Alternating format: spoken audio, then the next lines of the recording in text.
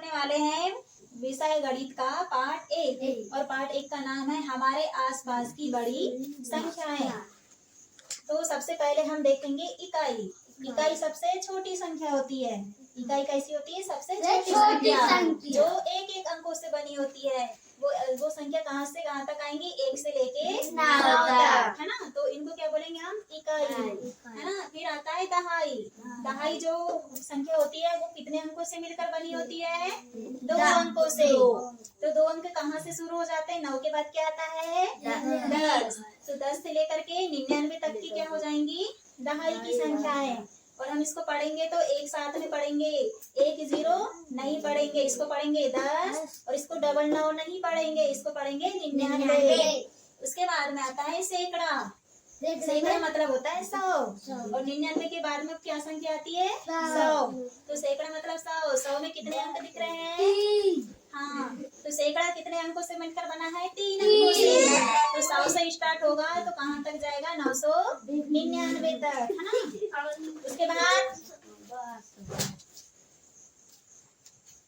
उसके बाद आता है 999 के बाद क्या आता है? 1000। 1000 में कितने अंक रहते हैं? 4 अंक वाले को क्या बोलते हैं? 1000। तो जब 4 अंक वाला 1000 है तो कहाँ तक जाएंगे हम? 4 अंक वाले 9999। 4 अंक वाले को क्या बोलते हैं? 1000। उसके बाद में आता है 10,000 और 10,000 में क्या होता है? जब 1000 4 अंक वाला है तो 10,000 कितने अंक वाला होगा? 5 अंक वाला। तो 5 अंक वाले को क्या बोलेंगे? 10,000। और ये जो 5 अंकों की संख्या 10,000 से स्टार्ट हुई वो कहाँ तक जाएगी? 99,999। देखो अभी तक हमने कहाँ तक संख्या देखी? 10,000 तक की, ठीक है। 10,000 में कितने अंक वाले आए थे? 5 अंक वाले, ठीक है। अब 10,000 के बाद आता है लाख। तो लाख कहाँ से स्टार्ट होगा?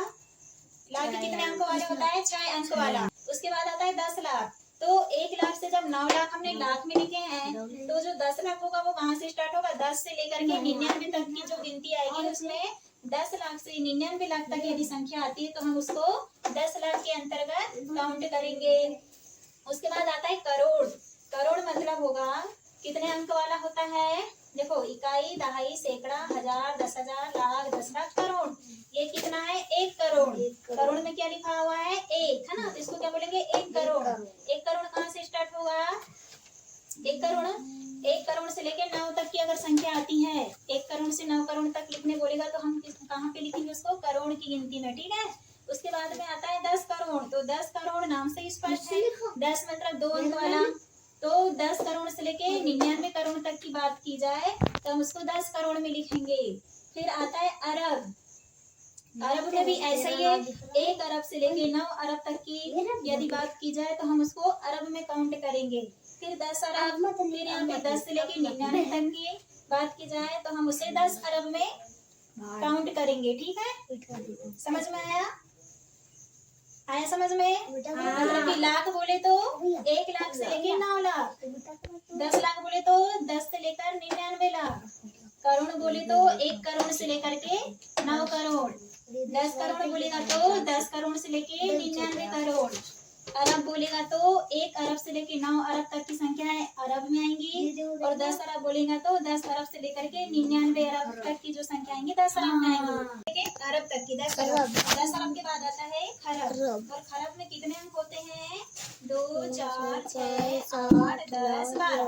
12 अंक वाले जो हैं वो खरब की गिनती में आएंगे। तो खरब में हम 1 खरब में कहाँ तक की संख्या आएंगी? 1 खरब से लेकर के 9 खरब। यदि हमको 1 खरब से लेकर 9 खरब तक की संख्या लिखने को बोलेगा तो हम उसे खरब के अंतर्गत लिखेंगे। फिर आएगा 10 खरब। 10 खरब में हम किसको लिखेंगे? 10 खरब से लेकर के 99 खरब। फिर आता है नील। नील के बाद आता है 1 नील से लेके 9 नील तक की जो संख्या आएंगी वो नील में काउंट करेंगे, और 10 नील में 10 से लेकर के 99 नील तक की जो संख्या आएंगी उसको हम 10 नील में शामिल करेंगे, ठीक है। आया समझ में? नील के बाद में आता है पदम। और पदम में जो है अगर 1 पदम से लेकर 9 पदम तक की हमें बोला जाए तो हम उसे पदम में गिनेंगे, और उसके बाद में यदि 10 पदम से लेकर 99 पदम तक बोला जाए तो हम उसे 10 पदम में गिनेंगे। पदम के बाद आता है संख। संख्य में हम 1 संख्य से लेके 9 संख्य तक की यदि हमें बोला जाए तो हम उसे संख्य में गिनेंगे, और 10 अंक बोले जाए तो 10 से लेकर के 99 तक की संख्य बोला जाएगा, हम उसे 10 अंक में बोलेंगे।